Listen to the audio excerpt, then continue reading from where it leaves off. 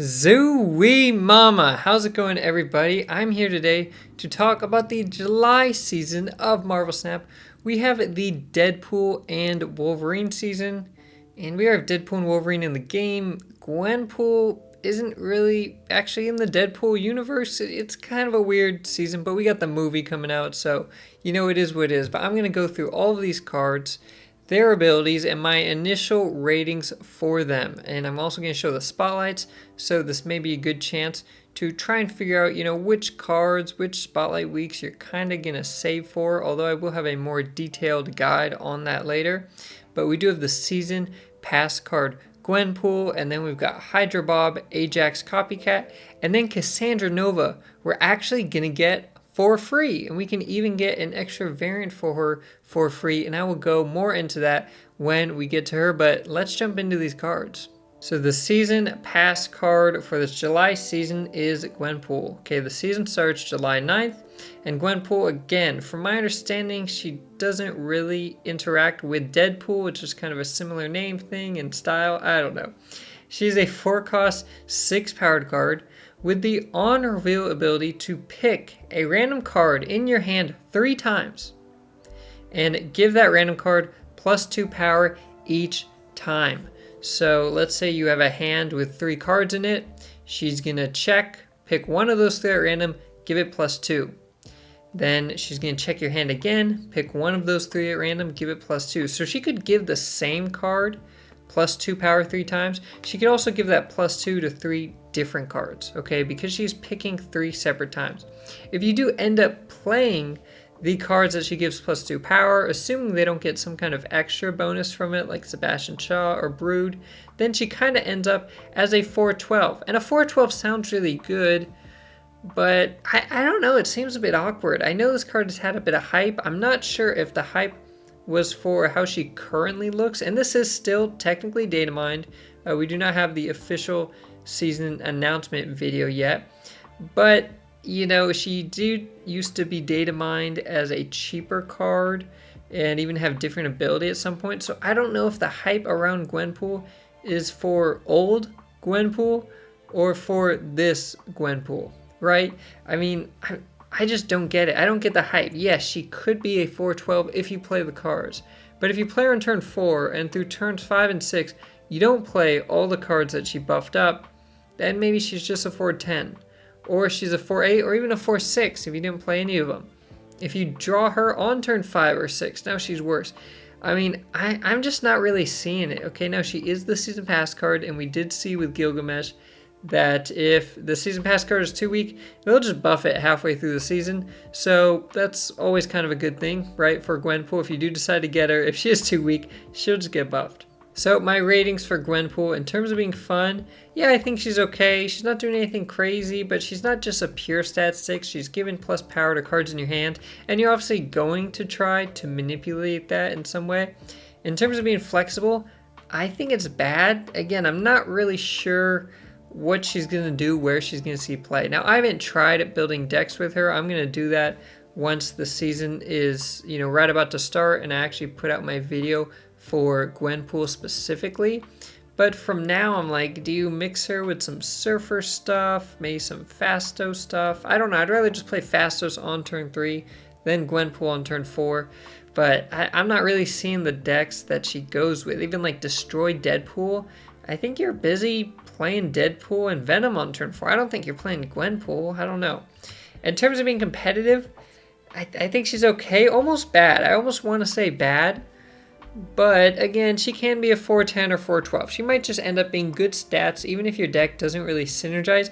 Maybe she just fits in like a good cards deck. I don't, if there's some synergy I'm missing, please let me know, because I've heard people say they're excited for her, and I'm not seeing it right now. What am I missing? Is there one specific core combo that's super obvious that I'm missing? Gwenpool into Iron Man. That sounds nice. Is it that crazy? I don't know. So if I am missing something, please let me know, because I'm not seeing it.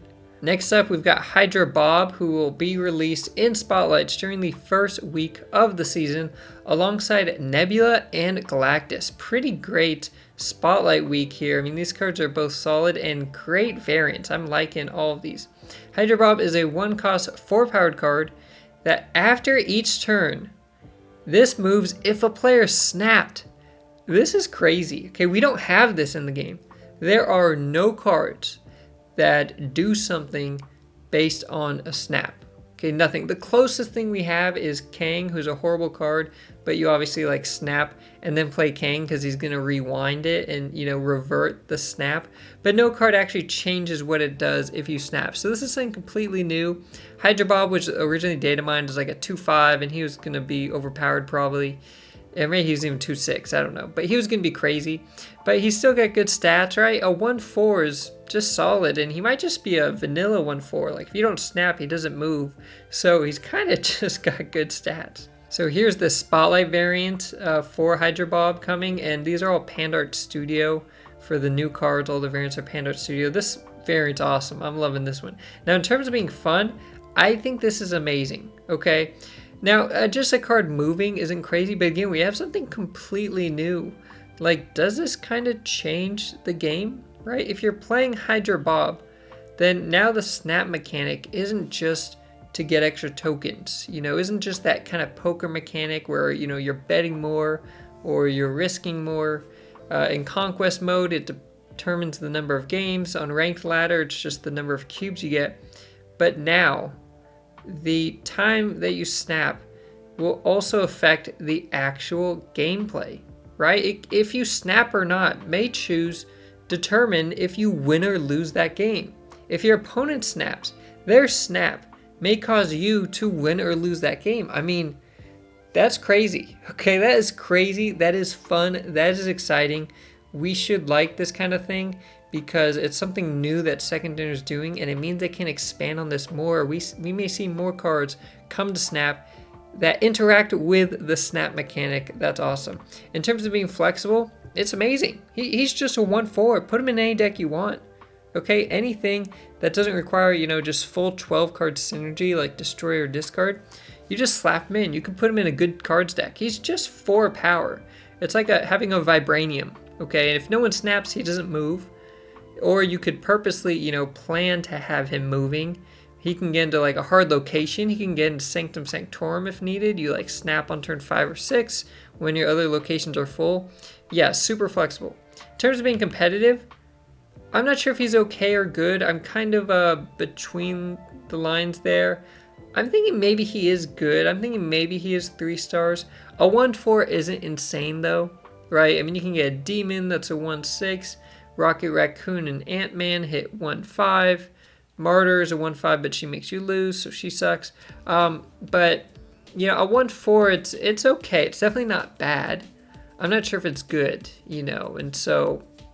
yeah, I'm not sure what cards he really synergizes with besides just, you know, good stuff, general fit, but really interesting. I love this design.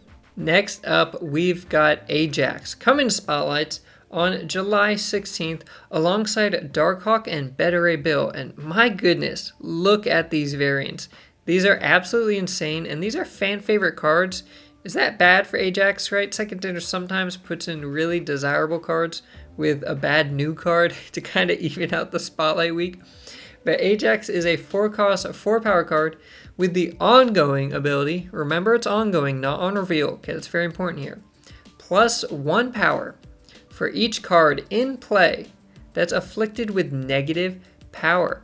And so I made a big deal about the ongoing on reveal because if he was on reveal, you could do like Typhoid Mary turn 4. Typhoid Mary gives all your cards -1 power. Into like Ajax turn 5. And then on turn 6, you would Luke Cage and get rid of your negative power. But Ajax would keep his bonus power if he was on reveal. But he's ongoing. So if you had like Typhoid Mary, but then you played Luke Cage. Once you play Luke Cage and your cards lose their minus power, Ajax loses his plus power. Okay, so it's really only helpful when you give your opponent minus power, right? Maybe turn 6, you just play Hazmat Ajax, or you play like Wong Hazmat. Okay, he's kind of this Hazmat synergy, but you don't need a full Hazmat combo where you're doing Wong, Hazmat, Odin, right? You don't need the whole Wombo combo. You may be able to do a bit more of a casual thing. Maybe you're playing High Evo and you throw him in there. but he is only getting +1 power each time. If you hit 3 cards, he's only 4-7.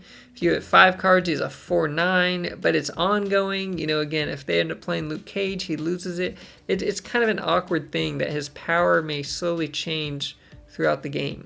So while Ajax does have a really killer Spotlight variant, and again, all these variants are nuts. I mean, they are amazing, absolutely amazing here. In terms of being fun, yeah, I think he's okay. Again, he's not a straight stat stick. He does interact with the abilities of other cards and affliction decks, and that might be a little bit interesting. In terms of being flexible, no, this looks bad for flexibility. Again, maybe you do High Evo, although I don't know if High Evo wants this card. High Evo's probably better without him. But you could obviously do some Hazmat shenanigans, okay? Maybe you don't have Odin, you just go for Hazmat Ajax or wrong Hazmat like I mentioned. You have Luke Cage to protect your cards, and Ajax just powers up based on the negative power you give to your opponent's cards. But in terms of being competitive, I think he's bad, okay? Honestly, I'm not sure why you would play him. You know, Gilgamesh is a card that gets +1 power for each card you have that's buffed. Okay, each card you have that has extra power. And Gilgamesh was horrible as a 5-7. He got buffed halfway through his own season, you know, and he's getting buffed when you already have buffs, right? Your cards on your side of the board are powered up. They should be extra strong. And then Gilgamesh comes down and he's extra strong because of it. He was a 5-7. Now he got buffed to a 5-9. It's like Ajax costs 1 less, but he also starts off with way less power, right? He's a 4 power to start. That's 5 less than new current Gilgamesh. And you can't really use him with cards on your side of the board. You don't want cards on your side of the board to have negative power. And if you get rid of it, he loses his bonus. Again, the ongoing, I think, kills him. If he was on reveal, I would think he's okay or even good for being competitive. You just play Typhoid Mary Ajax, like I mentioned. So I'm not seeing it. To me, this looks like the worst card of the season because it's very niche. You need to be playing an Affliction deck, and I don't think the payoff is that big. Like, you got to work hard to make Ajax a 4-9 or 4-10. Then we've got Copycat, who comes to Spotlights on July 23rd, alongside Call Obsidian and Thanos. Okay, great synergy there. Call Obsidian loves 1-cost cards like the Thanos stones, so that might just be a nice little package if you don't own either of those cards. Also, cool variants. Copycat is a 3-cost 5-powered card with the ability, this is insane, absolutely insane. When you draw Copycat, she will steal the text from the bottom card of your opponent's deck. Now, I have a question about this and how it's going to work exactly, but this is insane, okay? This is like doing 2 things. When you play Cable is a good card. Mill decks like playing Cable. You need to play Cable on turn 2, or whenever you play him, ideally turn 2. After you play Cable, you see what he steals, okay? And that gives you some knowledge, right? If you're playing against a Hela deck, you play Cable, you stole Hela, you know that you can snap because they don't have their win condition. You took it, okay? Now, with Copycat, she's like Cable on steroids. Yes, she can steal that Hela text. Okay, now it's at the bottom of their deck. They weren't going to draw Hela anyways, but that doesn't really matter, right? It's like Cable, he might steal a card from the bottom of the deck. You don't know. All you know is whatever you have, they don't, okay? That's information. They're not getting this card. And in this case, they may actually draw Hela still. It would just have no ability, okay? But you don't have to play Copycat, right? When you play Cable, what if turn 2 you're like, do I play White Widow? Do I play Jeff? Do I play Cable? What if I play Cable and he just steals like Nebula? Well, it's already past turn 1. My opponent doesn't want Nebula. I might actually help out their draws. I don't know what Cable's going to give me. Do I want to pay 2 energy to find out? Copycat, you don't have to pay energy to find out. You just draw her and she steals it. And you're like, okay, I stole the Hela. Or okay, I stole Nebula. Like, that doesn't matter. Maybe I don't play this card. You don't have to pay anything to find out. It's cracked. I think it's absolutely busted. My only question is this. Does your opponent know? Like, Red Hulk, when he powers up, your opponent sees him powering up. I don't know how they're going to show it. It's obviously up to second dinner. If they make it so your opponent knows what was stolen, that's a big loss for Copycat. You lose a lot of like cube equity and knowing, when you can snap. If your opponent doesn't know what your Copycat steals, that's insane. You can snap on it. They don't even know you drew Copycat. It's not like Cable, they see you play Cable. They have no idea why you're snapping, but you know that you just stole their Helatex. I mean, it's going to be insane for Cube and just win rates in general. So my ratings for Copycat, in terms of being fun, I think this is good, okay? Again, not only are you just taking the text from a card of your opponent's, you know what's gone, but now Copycat has that ability. You're going to have games where you have this 3/5 Iron Man, or, maybe she's Annihilus or Cersei. It might just be something really fun and interesting. Maybe she's Jeff or something, that dynamic, how she changes, kind of like Iron Lad, he changes each time you play him. That's really fun. In terms of being flexible, yes. Yes, yes, yes. We know this is true already because she's a 3/5. Okay? When you think of recent 3-cost cards we have in the game, recent 3/5s, you think of Nocturne and Red Guardian. Okay, Red Guardian, technically he's a 3/3, but he's given -2 to your opponent's card. He's effectively a 3/5 if they don't have Luke Cage. And they're both tech cards, right? Nocturne, you can move around, she can change the location. Red Guardian just absolutely ruins the ability of one of your opponent's cards. Both those cards are great, okay? Nocturne and Red Guardian see play at a very high level. You go look at top 100 Infinite leaderboard, you're going to see Nocturne and Red Guardian all over. Okay, they're just great cards, and they fit into so many decks. You can put them in so many decks because they've got a great stat line at 3/5, and they have tech. They do something that messes with your opponent. That's what Copycat is. She's a 3/5, which we know is a stat line that can become, one of the best 3-cost cards. And she messes with your opponent. She steals the techs. And if she steals something that also helps you, like an Iron Man, well, you just won the game. You just draw Copycat and snap. Maybe you drew her turn 1, you just snap turn 1. Your opponent has no idea what you're playing. They don't know why you snapped. You know you have a 3/5 Iron Man and your opponent's never drawing Iron Man. It's absolutely ridiculous, okay? So yeah, in terms of being competitive, I think she's overpowered. When you look at early data mines, often cards look overpowered, but when that date gets closer, their stats, their abilities change. I'm like, why is Copycat still 3/5? I'm thinking, even though the season's really, really close, I did mention this is still data mine, I'm thinking they might lower Copycat from a 3/5 to maybe like a 3/3 before the season starts. I'm just so surprised she's still a 3/5. Okay, I don't get it. Her ability is insane. She could be a 3/2. It's still a good ability. Last up, we have Cassandra Nova, who's coming out July 30th, but not in Spotlight. In fact, Cassandra Nova is coming out through Deadpool's Diner, okay? So she would have normally been in Spotlight July 30th alongside Proxima and Hope Summers. It's not clear what they're going to do with that Spotlight. We know they are going to have a Spotlight week. It's going to have Proxima. It's going to have Hope Summers. I don't know what the third card's going to be, if it's going to be 2 random Series 4, Series 5, if it's just that third option is random Series 4, Series 5. That's not super clear to me, okay? If you know the answer to that, let me know in the comments down below. But we are all going to be able to get Cassandra Nova for free by just playing Deadpool's Diner, getting a little bit of bubs, and if you keep earning and you get a ton of bubs, you hit like the max, then you get a variant for Cassandra Nova. But you're going to get the card, the base card herself, very early on. So we're just getting a free card in July. That's pretty cool. We're just getting a free card. That's awesome, okay? Now, Cassandra Nova is a 3-cost, 1-powered card with the on-reveal ability to steal 1 power from each card in your opponent's deck.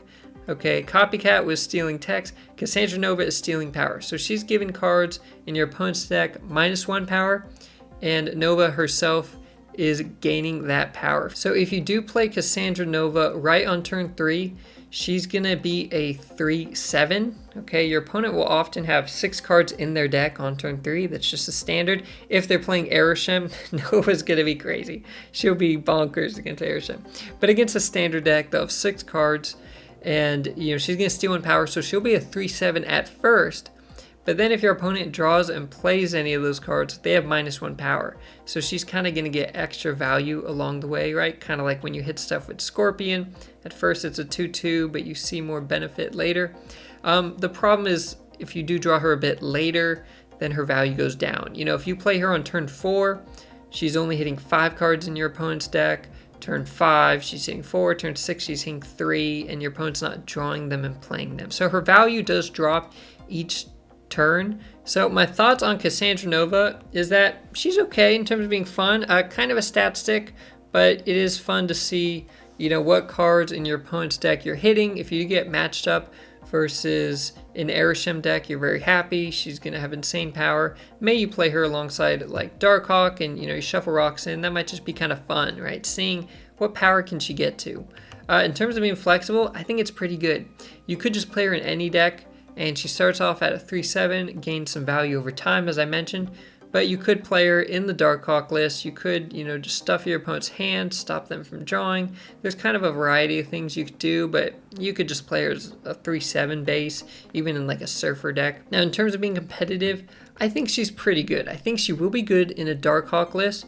You could do her in just like a general deck where, you know, she just gets a 3/7 and you're just happy to hit stuff. Maybe you play her alongside Ajax, right? Kind of these new cards. We'll have to see, but I think she will be good in Darkhawk, some of these kind of, you know, affliction type stuff, maybe in Surfer. But I think she's a good card just based on stats alone, and she's going to annoy your opponent. That's going to be good, and it's nice to see that we're getting this card for free because I think she's going to be a decent card. Okay, it's nice we're getting a free card that's not like the worst card of the month right now. At least to me, it looks like Ajax. So I'm going to be very excited to get this one. So those are my thoughts on this upcoming July season, which is Deadpool and Wolverine themed. As I mentioned, you know, I'm not too set on Gwenpool and Ajax. I'm not really seeing it. If you guys know something I don't, please let me know. And that way, you know, I have time to, you know, figure it out, put a deck together before I release my individual videos. Maybe I have some more information by then and I'm like, oh, you guys are right, that makes sense. But the cards I really have my eyes on are Hydra Bob, Copycat, and Cassandra Nova. Hydra Bob because he does something completely new. Copycat I think is absolutely busted. I would not be surprised if, even though there's just a little time before next season starts, they make her like a 3/3. If they don't, she's just crazy. She's gonna be in every deck and get nerfed after like 2 weeks. Cassandra Nova I think is really good, and I think the whole steal power mechanic is very interesting and, you know, has a lot to play with. Maybe it does kind of add a new archetype package. We'll have to see. So those are my thoughts. Let me know what you think of all these cards in the comments down below. And until then, stay positive. I'll see you next time.